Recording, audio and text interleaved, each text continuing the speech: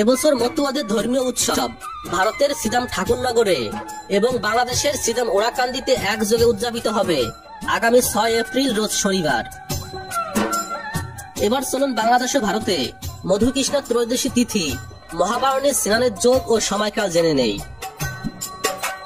6 April শনিবার বাংলাদেশ সময় সকাল 7:52 থেকে শেষ রাত্র 5:28 পর্যন্ত এবং ভারতীয় সময়কাল সকাল 7:22 থেকে শেষ রাত্র 4:58 পর্যন্ত মধুকৃষ্ণ ত্রয়োদশী তিথি যোগ চলমান থাকবে।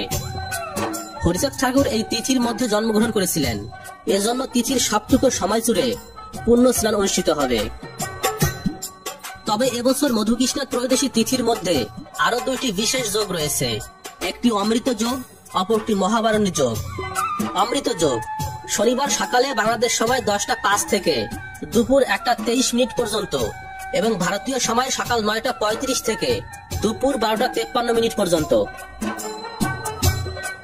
মহাবারণীর পূর্ণ স্নান যোগ বাংলাদেশ সময় সকাল 7:52 থেকে দুপুর 1:49 পর্যন্ত এবং ভারতীয় সময় সকাল 7:22 থেকে দুপুর 1:19 পর্যন্ত।